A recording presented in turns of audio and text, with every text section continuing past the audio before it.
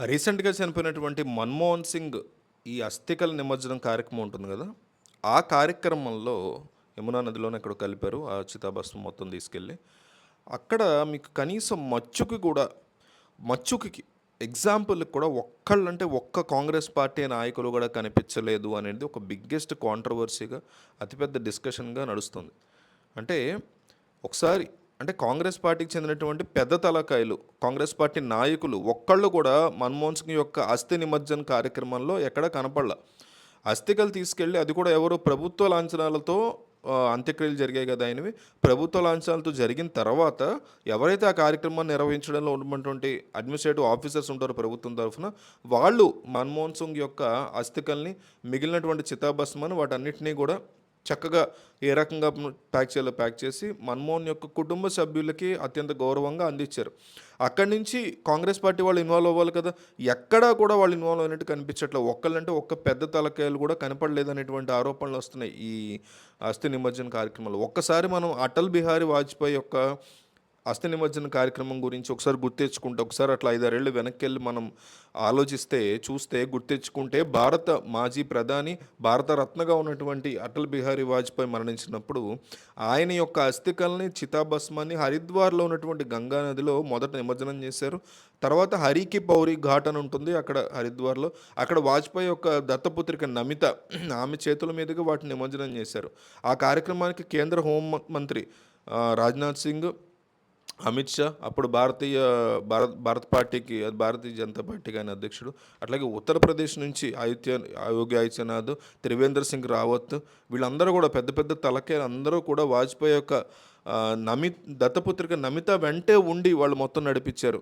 అంటే గంగా నదిలో నిమజ్జనం చేయడం కంటే ముందు, అంటే దానికంటే ముందు అస్థి కలశ యాత్ర అని ఒకటి చేశారు. అక్కడ కూడా ఈ పెద్ద పెద్ద నాయకులు అందరూ ఇన్వాల్వ్ అవ్వటం, పాల్గొనడం. అప్పుడు ఆదివారం అనుకుంటా, నాకు బాగా గుర్తు, న్యూఢిల్లీలో ఉండేటువంటి స్మృతి స్థల్ అక్కడి నుంచి ఆయన యొక్క చితాభస్మాన్ని, అస్థికల్ని ఆయన యొక్క కుమార్తె నమిత సేకరించారు. వాటిని డెహ్రాడూన్ తీసుకెళ్ళి డెహ్రాడూన్ నుంచి హస్తి కలశయాత్రను చేపట్టారు. ప్రేమ్ ఆశ్రమం అని చెప్పి అక్కడ ఉంటుంది. ఆ ఆశ్రమం మీదుగా హరికి పౌరి ఘాట్ అక్కడికి వెళ్ళారు.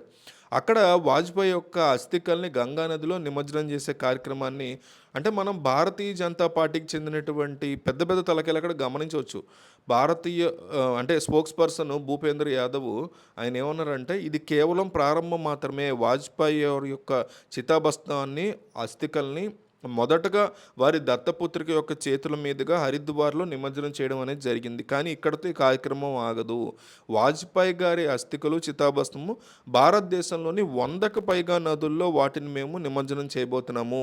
వాజ్పేయి గారి యొక్క ఆత్మకి శాంతి చేకూరే విధంగా 20 రోజుల వరకు అన్ని రాష్ట్రాల్లో కూడా ప్రార్థనలు కొనసాగుతాయి. ఇక రాబోయే రోజుల్లో మీరు చూడొచ్చు, ఆయా నదీ తీరాలలో భారతీయ జనతా పార్టీకి చెందినటువంటి నాయకులు, కార్యకర్తలు వాళ్ళందరూ కూడా వస్తారు.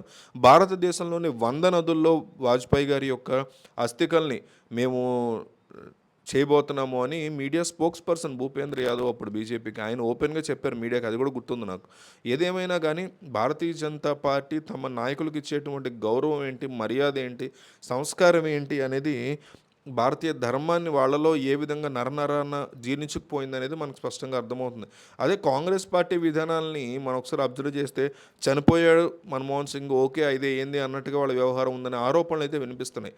సో అంత్యక్రియల కార్యక్రమాన్ని కూడా భారత మాజీ ప్రధాని కాబట్టి భారత ప్రభుత్వం నిర్వహించింది. అలాగే నరేంద్ర మోడీ యొక్క మాటలు కానీ, ఆ కార్యక్రమానికి కానీ హాజరైనప్పుడు మాట్లాడిన మాటలు కానీ, మంత్రులు కానీ ఎవరు ఒక చిన్న క్రిటిసిజం కూడా లేకుండా అందరూ ఆయన హ్యాట్స్ ఆఫ్ కానీ, సెల్యూట్ కానీ కొట్టినట్టే మాట్లాడడం, సోషల్ మీడియాలో రకరకాలు మాడుతుంటారు. అది పక్కన పెడితే ఆ రోజు బీజేపీ నాయకులు కానీ, ప్రభుత్వంలో ఉన్నవాళ్ళు కానీ, లేని వాళ్ళు కానీ, పెద్ద పెద్ద వాళ్ళందరూ కూడా అక్కడికి వచ్చి అంత్యక్రియ కార్యక్రమంలో ఉన్నారు. ఎప్పుడైతే అస్థికలు కాంగ్రెస్ పార్టీ వాళ్ళ చేతు లోపలికి వచ్చాయో, అంటే ఓ రకంగా మన్మోహన్ సింగ్ యొక్క కుటుంబ సభ్యుల దగ్గరికి వచ్చాయో, నెక్స్ట్ కాంగ్రెస్ పార్టీ వెంటనే టేకప్ చేయాలి.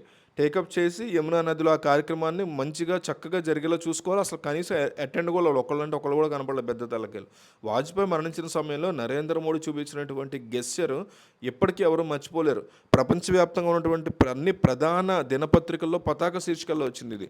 ఏమనంటే, నరేంద్ర మోడీ భారత ప్రధానిగా ఉండి తనకున్నటువంటి మొత్తం ఆ లగ్జరీస్, ప్రోటోకాల్స్ అవన్నీ పక్కన పెట్టేసి కారులో కూడా ఎక్కకుండా తనకున్న ప్రోటోకాల్, సెక్యూరిటీ థింగ్స్ పక్కన పెట్టేసి వాజ్పేయి యొక్క అంతిమ యాత్రలో దాదాపు 4-6 కిలోమీటర్ల మధ్యలో కాలినడకన ఆయన వెళ్ళిన పరిస్థితి.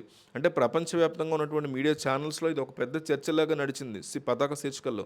Modi paid his emotional bondage అని చెప్పి పెద్ద పెద్ద ఇంగ్లీష్ న్యూస్ ఛానల్స్, పేపర్స్‌లో కూడా వచ్చిన పరిస్థితి ఉంది. ఇవన్నీ కూడా గుర్తు నాకు.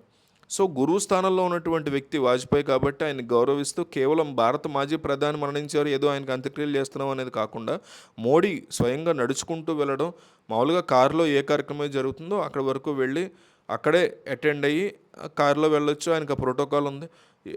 ఒక 100 మీటర్లో 200 మీటర్లో నడవచ్చు. ఎవరు కూడా తప్పుపట్టరు, ఎవరు ఆలోచించరు. కానీ ఆయన అట్లా చేయదలుచుకోకుండా కిలోమీటర్లు నడవడం, అది కూడా గుంపులుగా ఉన్నటువంటి జనం మధ్యలో. అంటే ప్రోటోకాల్ లేదు, ఏమీ లేదు. ఈరోజు నాకు సెక్యూరిటీ మీరు చూసుకోండి, ఏం చూసుకుంటారు, కానీ ఒక్కరోజు మాత్రం మీరు చెప్పేది నేను వినేది లేదు, దయచేసి నన్ను ఇలా నడవనివ్వండి. ఒక వ్యక్తిగా, ఒక శిష్యుడిగా, ఒక గురువుకి ఈ విధమైనటువంటి సెండ్ ఆఫ్, ఒక మంచి సెండ్ ఆఫ్ ఇవ్వాలనే ఆలోచనలో ఉన్నవాడిని నేను, ఇవ్వనివ్వండి అని నరేంద్ర మోడీ వెళ్ళిన పరిస్థితి. ఆ తర్వాత కూడా భారతీయ జనతా పార్టీ సీనియర్ నాయకులు హరిద్వార్ వెళ్ళి, ఢిల్లీలో ఉన్న మనం హరిద్వార్ ఎందుకు వెళ్ళాలని చెప్పి ఆలోచించకుండా అందరూ హరిద్వార్కి చేరుకున్నారు, వెళ్ళారు. అక్కడ కూడా ఎలా వెళ్తారంటే జనరల్గా ఫ్లైట్స్లో అట్లా వెళ్ళి డెహ్రాడూన్ వెళ్ళాలి. డెహ్రాడూన్ నుంచి రోడ్డు మార్గం గుండా హరిద్వార్కి లేదా రిషికేశ్కి కానీ వెళ్ళాల్సి ఉంటుంది. అది వెళ్ళే విధానం. కానీ డెహ్రాడూన్ నుంచి ఆ అంతిమ యాత్ర అనేది చాలా గొప్పగా చేశారు, చాలా అద్భుతంగా నిర్వహించారు. సో, కాంగ్రెస్ పార్టీ అంత కాకపోయినా ఎంతో కొంత చేస్తుంటే మన్మోహన్ సింగ్ బాగుండేది అనేటువంటి ఒక క్రిటిసిజం స్ట్రాంగ్గా వినిపిస్తుంది. దీని గురించి మీ అభిప్రాయం ఏంటో కామెంట్ చేయండి. ఛానల్ సబ్స్క్రైబ్ చేసుకోండి.